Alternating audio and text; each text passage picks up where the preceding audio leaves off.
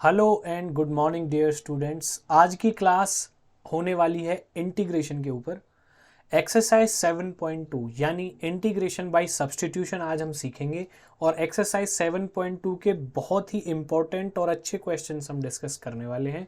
ये क्वेश्चन वो क्वेश्चन हैं जिन पे आप अटकने वाले हो, मतलब इनमें कुछ नया है, इनमें डायरेक्ट सब्स्टिट्यूशन नहीं होता है। तो चलिए स्टार्ट कर लेते हैं आज की क्लास को। और अगर अभी तक आपने हमारे चैनल आरकेसी मैथ्स को सब्सक्राइब नहीं किया है तो सब्सक्राइब कर लीजिए। हम आपके लिए इंटरेस्टिंग मैथ्स रिलेटेड कंटेंट लेके आते हैं। तो आज की जो कोट है उस अच्छी सी कोट से स्टार्ट कर लेते हैं। Believe you can and you are half way there. मतलब अगर आप बिलीव करते हो कि आप कर सकते हैं तो इसका मतलब आपका आधा काम तो हो गया। तो आपको बिलीव करना है, कॉन्फिडेंस से किसी भी काम को स्टार्ट करना है। आप अपना काम डेफिनेटली पूरी सफलता के साथ कंप्लीट करेंगे। चलते हैं आगे। इंटीग्रेशन बाय सब्स्टिट्यूशन आज का हमारा टॉपिक रहने वाला है। और हमारे जो लर्निंग गोल हैं वो देखो, इसमें क्या इंपॉर्टेंट चीज़ है जो मैंने इसमें कंक्लूजन निकाला है कि हमें कब सब्स्टिट्यूशन करना है। ये काफ़ी ज़्यादा इंपॉर्टेंट चीज़ है, ठीक है, कि सब्स्टिट्यूशन कब होगा, क्योंकि डायरेक्ट सब्स्टिट्यूशन हर किसी क्वेश्चन में नहीं होता है। व्हाट टू सब्स्टिट्यूट, सब्स्टिट्यूट क्या करना है, क्योंकि जिस भी चीज को आप सब्स्टिट्यूट करते हो उसका डिफरेंशिएशन क्वेश्चन में ऑलरेडी प्रेजेंट होना चाहिए। तो ये कॉन्सेप्ट है पूरे इस एक्सरसाइज का। आपको इसका स्क्रीनशॉट लेना है या नोट डाउन कर लेना है। इसी के बेस पे मैंने सारे क्वेश्चन सॉल्व किए हैं कि हमें हमेशा फॉर्म को देखना है कि कौन सी चीज़ है जिसको सब्स्टिट्यूट करें, क्योंकि जिस चीज़ को आप सब्स्टिट्यूट करते हैं उस चीज़ को आपका डिफरेंशिएशन करना होता है और डिफरेंशिएशन क्वेश्चन में अवेलेबल होना चाहिए। इसको आप और अच्छे से तब समझेंगे जब हम क्वेश्चंस कुछ डिस्कस करेंगे, ठीक है ना। मैं आपको एक एग्जांपल की हेल्प से क्वेश्चन और कॉन्सेप्ट समझाऊंगा। सबसे पहले देखो एक क्वेश्चन ले लेते हैं। एक क्वेश्चन है, इंटीग्रेशन करिए 2x upon 1 plus x square का, ठीक है। इसका इंटीग्रेशन करवा रहा है। एक तो ये हो गया क्वेश्चन। और दूसरा क्वेश्चन मैं ले लेता हूं। दूसरा क्वेश्चन ले लेते हैं, x multiplied by root X plus 2। इसका इंटीग्रेशन करिए, ठीक है। अब इन दोनों क्वेश्चंस में देखो, यहां पे हमें क्या देखना है, यहां पे ज्यादा कुछ करने की जरूरत नहीं है। इस क्वेश्चन में 2x by 1 plus x square है। देखो अगर हम 1 प्लस एक्स स्क्वायर को टी पुट कर दें, 1 प्लस एक्स स्क्वायर को 1 प्लस एक्स स्क्वायर को अगर आप टी पुट कर देंगे तो जब आप टी पुट करते हैं तो दोनों तरफ डिफरेंशिएशन करते हैं। डिफरेंशिएशन 1 का तो 0 हो गया, एक्स स्क्वायर का क्या हो गया 2x, और dt का क्या हो जाएगा dt बाई डी एक्स, क्योंकि x के रिस्पेक्ट में कर रहे हैं। dx right hand left hand side में आ जाएगा तो क्या आ जाएगा 2x dx is equal to dt। अब हमें यह देखना है क्या 2x dx क्वेश्चन में अवेलेबल है। बिल्कुल अवेलेबल है। तो 2x dx को अब मेरा क्वेश्चन क्या बन जाएगा, अभी इंटीग्रेशन नहीं कर रहा हूं, अभी सिर्फ क्वेश्चन को आसान बना रहा हूं। सब्स्टिट्यूशन का मतलब क्या है, क्वेश्चन को आसान बनाना। तो 2x जो है इसको मैं 2x dx को मैं dt लिख सकता हूं, और नीचे क्या बच जाएगा 1 प्लस एक्स स्क्वायर को मैंने क्या लेट किया था t, तो t। अब देखो क्वेश्चन मेरा कितना आसान बन गया, t में चेंज हो गया और dt भी आ गया, क्योंकि जिस फॉर्म में क्वेश्चन होता है उसी के रिस्पेक्ट में हम इसको इंटीग्रेट करते हैं। x होता तो dx होना चाहिए था, t है तो dt होना चाहिए। 1 डिवाइडेड बाई t का डिफरेंशिएशन इंटीग्रेशन क्या होता है जब t के कुछ भी पावर में ना हो, लीनियर है तो ये हो जाएगा log mod t। ये आपका फॉर्मूला होता है इंटीग्रेशन का। प्लस में c लगा देते हैं। t की वैल्यू क्या है यहाँ पे 1 प्लस एक्स स्क्वायर, तो log 1 plus x square mod में आएगा प्लस c। यही आपका क्या हो गया आंसर। तो यहां पे आपने डायरेक्ट पुट कर दिया, यहां पे आपने क्या किया डायरेक्ट पुट कर दिया। तो ऐसा बिल्कुल कर सकते हो, आसान है, क्योंकि इसमें डिफरेंशिएशन के बाद 2x dx आया जो क्वेश्चन में ऑलरेडी प्रेजेंट था। लेकिन इस क्वेश्चन में आ जाइए, इस क्वेश्चन में आप क्या चीज पुट करोगे जो इसका डिफरेंशिएशन यहाँ पे प्रेजेंट हो।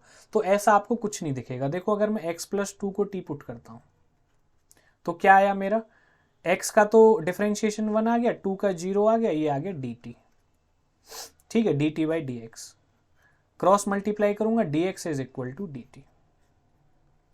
अब यहां पे देखो dx को तो मैं dt पुट कर दूंगा, लेकिन x रूट एक्स प्लस 2 को t dx।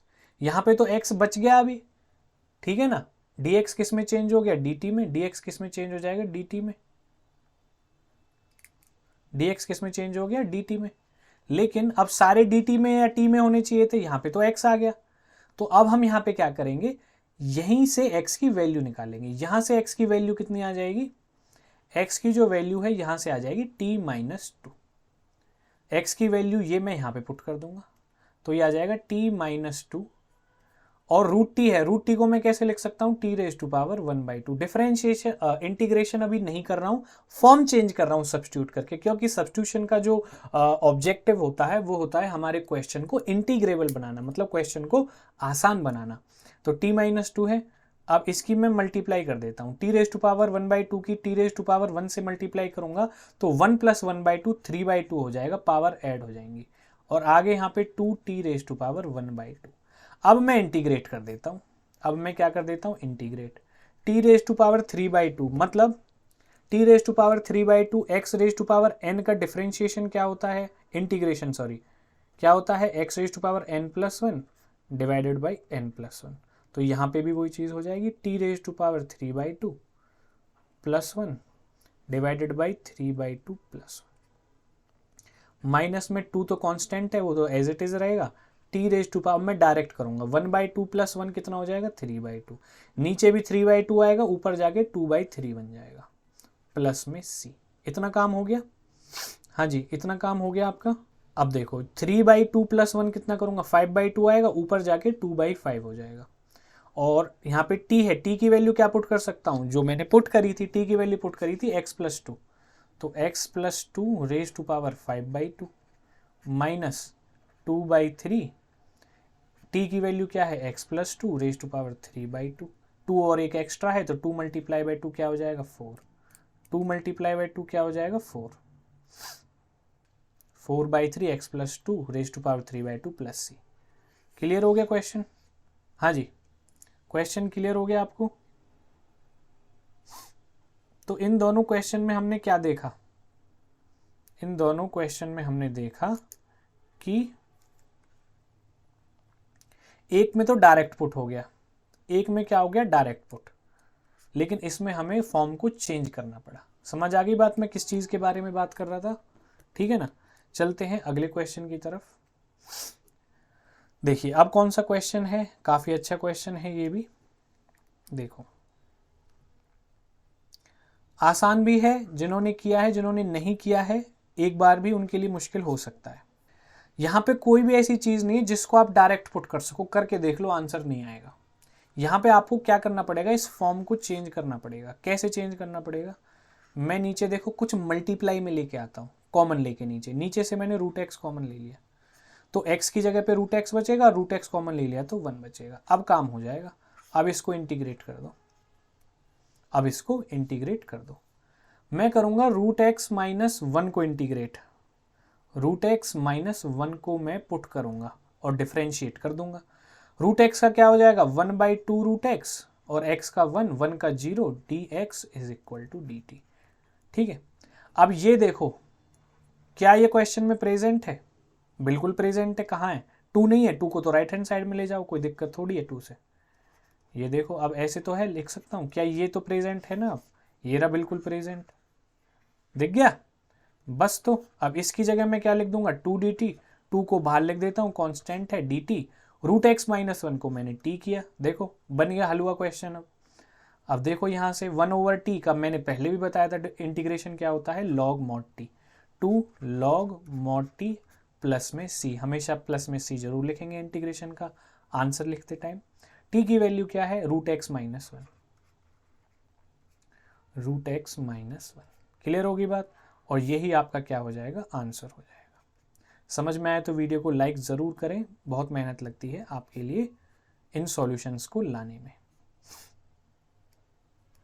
ओके, ये आपका आंसर हो जाएगा। एक और अच्छा क्वेश्चन देख लेते हैं। एक्सरसाइज 7.2 के सारे अच्छे क्वेश्चन मैंने डिस्कस कर रहा हूँ मैं यहाँ पे, कोई भी ऐसा क्वेश्चन नहीं लिया है जिसमें मज़ा नहीं आएगा आपको, इसमें आप अटक सकते हो, इसीलिए मैंने ये क्वेश्चन उठाए हैं एनसीईआरटी से। e⁻²x - 1, e⁻²x + 1, यहाँ पे सारी चीजें ऊपर भी प्लस माइनस है, नीचे प्लस माइनस है, तो कुछ मल्टीप्लाई में लाना पड़ेगा तभी पुट कर पाओगे। यहाँ पे कोई भी चीज ऐसी नहीं जिसको पुट करके आप आंसर निकाल पाओ।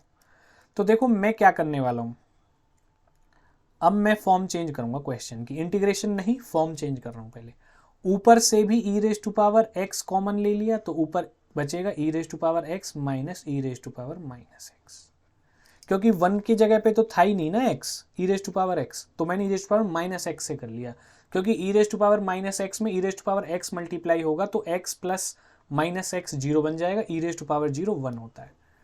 नीचे भी ऐसे e raise to power x common ले लो, और यहाँ पे e raise to power x plus e raise to power minus x. अब देखो e raise to power x से e raise to power x cancel. अब आपका क्वेश्चन बहुत ही सुंदर और अच्छा बन गया है।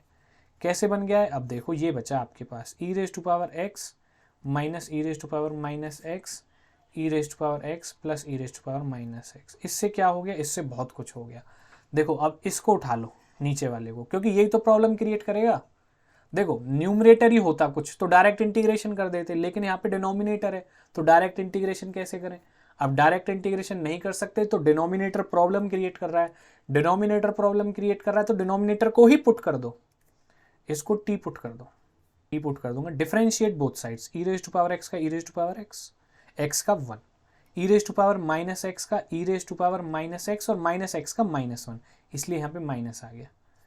और dt का क्या हो जाएगा, dt by D x, d x left hand side में आ जाएगा, e raise to power x minus e raise to power minus x d x is equal to d T.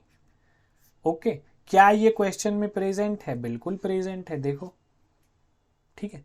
तो ये चीज ही आपको सीखनी है, फॉर्म चेंज करना, और वो चीज पुट करना जो क्वेश्चन में डिफरेंशिएट करके ऑलरेडी आ जाए। जैसे यहाँ पे e raise to power x minus e raise to power minus d x already present था, जो मैं इंटीग्रेट करके लाया हूँ, तभी तो मेरा क्वेश्चन का फॉर्म सिंप्लीफाई होगा और मैं आसानी से इंटीग्रेशन कर पाऊंगा। अब देखो यहाँ पे कितना अच्छा सा बन जाएगा क्वेश्चन, ऊपर वाला डी टी बन गया, नीचे वाला टी बन गया, देखो सारी वही फॉर्म बनती जा रही है, कितना आसान क्वेश्चन बन जाता है। Log mod t plus c, t की वैल्यू मैंने क्या ली है, e raise to power x plus e raise to power minus x, और यही आपका क्या हो जाएगा, आंसर हो जाएगा। क्लियर होगी बात। चलिए देख लेते हैं नेक्स्ट क्वेश्चन।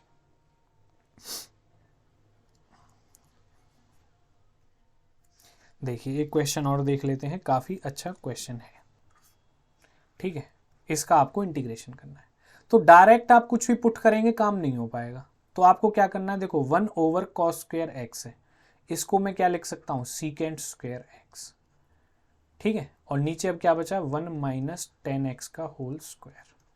अब काम आपका हो जाएगा बड़ी आसानी से, कैसे, अब देखो 1 माइनस 10x को टी पुट कर दो, डिफरेंशिएट बोथ साइड्स, 1 का 0, 10x का क्या हो जाएगा, सीकेंट स्क्वायर एक्स, 10 का क्या हो जाएगा, सीकेंट स्क्वायर एक्स, और यहाँ पे d t by D x, ये माइनस में है तो माइनस लगा लो, तो minus secant square x d x is equal to d t, या secant square x d x is equal to minus d T.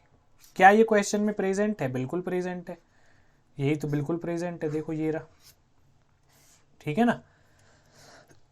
इसीलिए क्वेश्चन की फॉर्म चेंज करना बहुत ज़्यादा इंपॉर्टेंट है, सब्सटीट्यूट करने से पहले, इंटीग्रेशन वाली फॉर्म में लाने से पहले। तो ये क्वेश्चन अब आपका बन गया माइनस डी टी, नीचे क्या बचा, नीचे क्या बचा भाई, टी स्क्वायर, टी स्क्वायर बचा।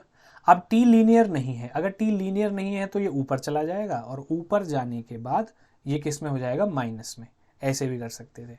एक चीज और बताओ, 1 माइनस 10x स्क्वायर को अगर मैं टी पुट कर दूं तो मुश्किल हो जाएगा क्वेश्चन, नहीं ऐसे 1 माइनस 10x को ही करो। जितना ज्यादा बड़ी चीज यहाँ पे आएगी ना, समझ लेना उतना ही आपने गलत पुट किया है।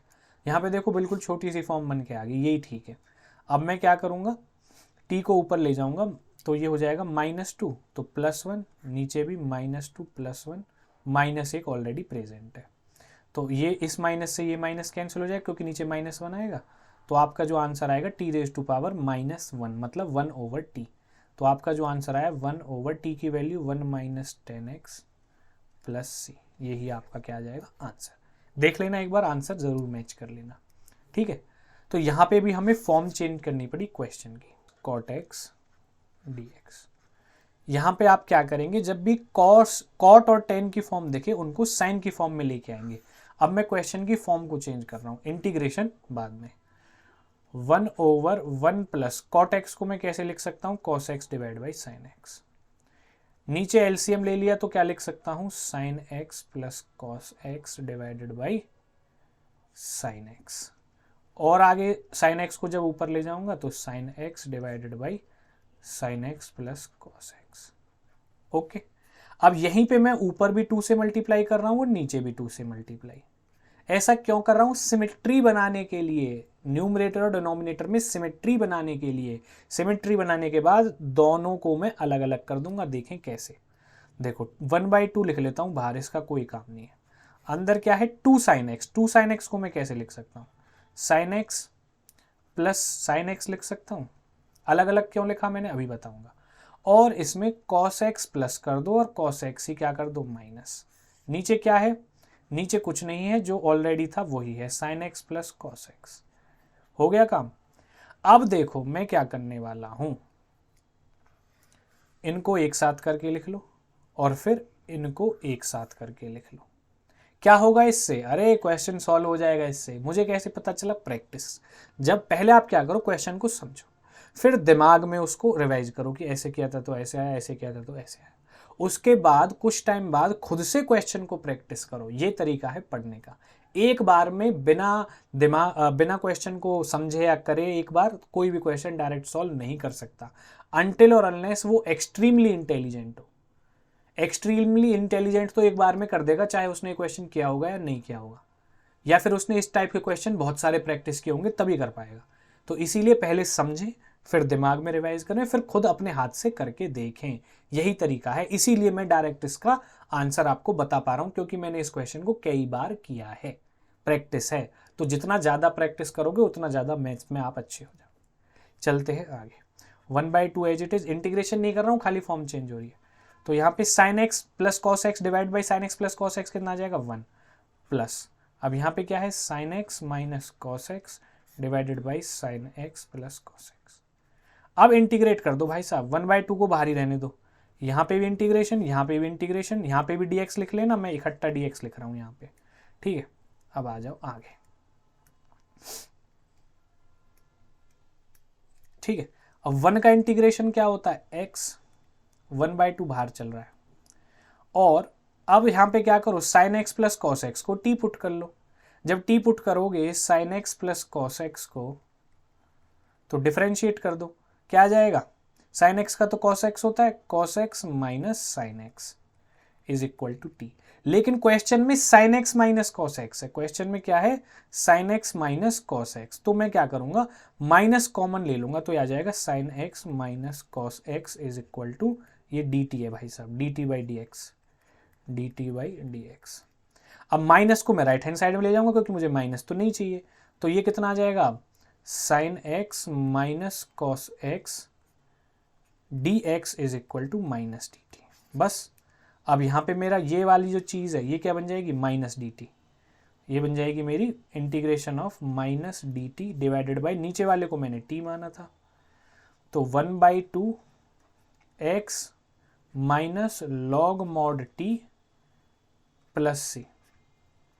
1/2 बाहर ही है, x माइनस लॉग टी को मैंने क्या माना, sine x plus cos x plus सी।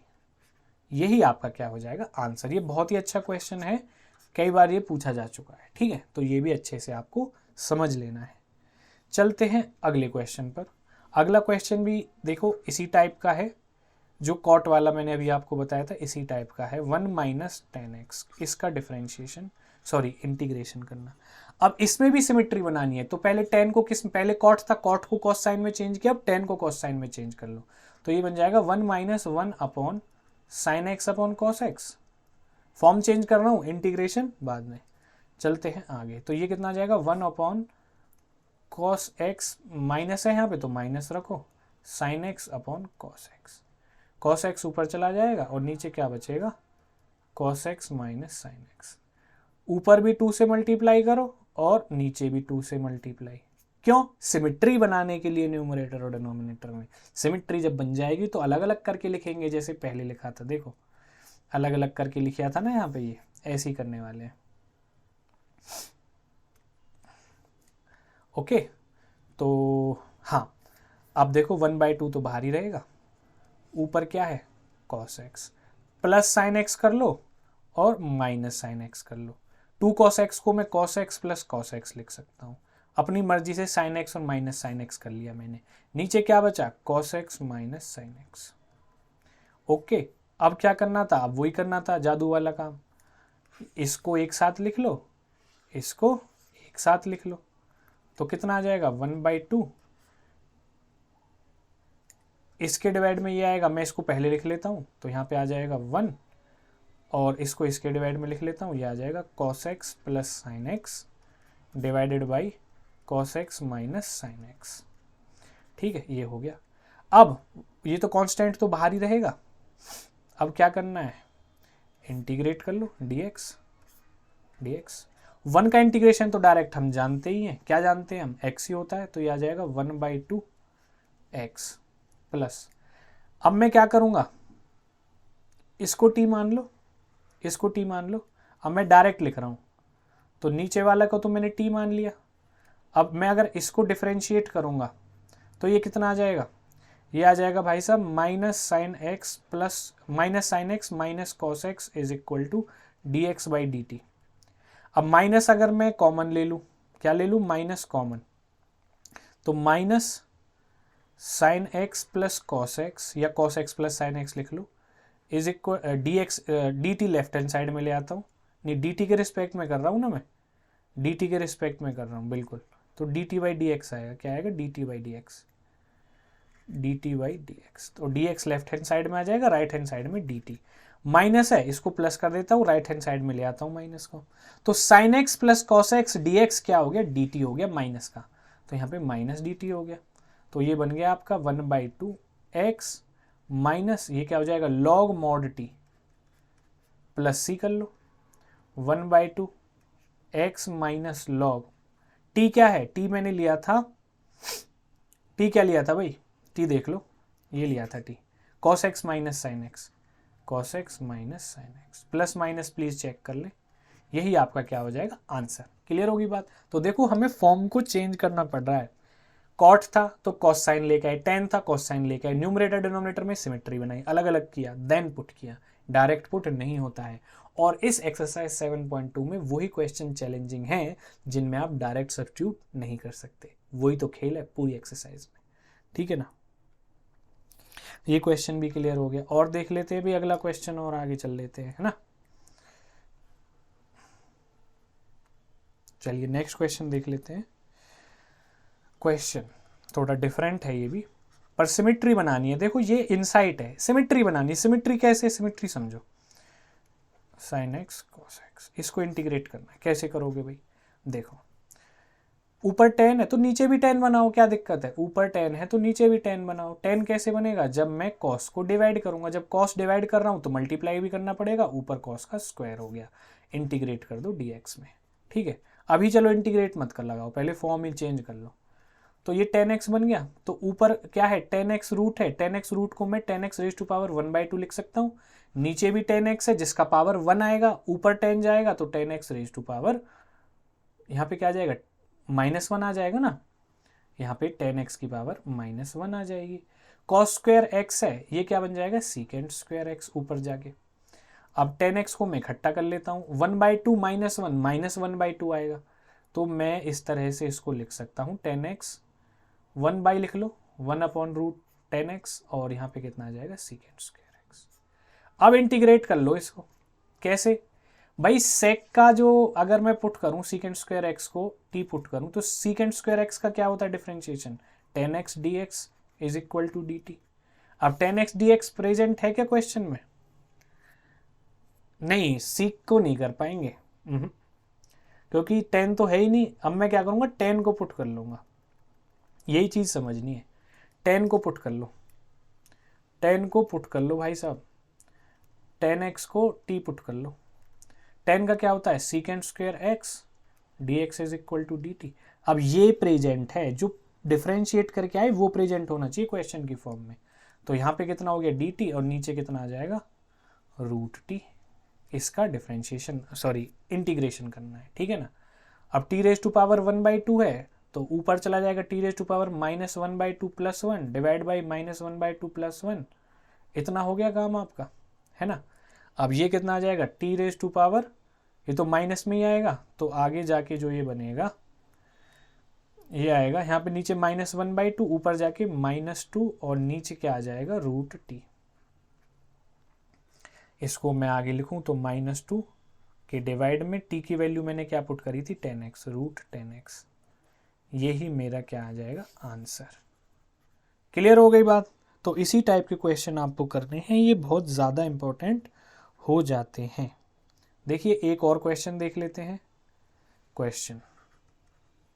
क्वेश्चन है integration dx upon sin² x cos² x, ठीक है। अब यहाँ पे क्या करेंगे, देखो सीधा सा चीज आपको एक करनी है। मैंने क्या बोला था, सिमेट्री बनाओ।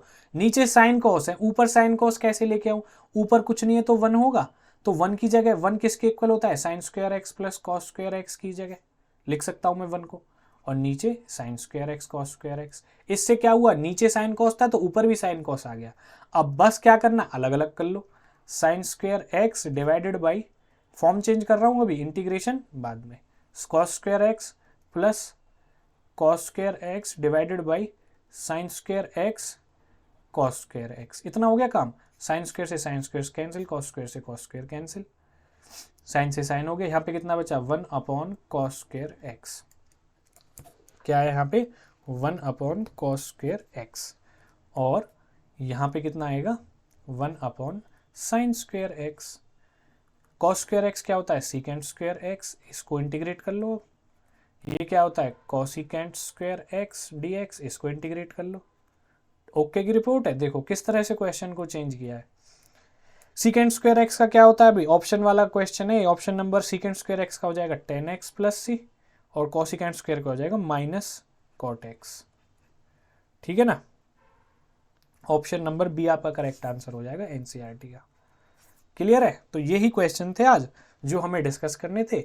इन क्वेश्चंस के अलावा कोई भी ऐसा क्वेश्चन है नहीं जो आपको ज़्यादा प्रॉब्लम क्रिएट करेगा।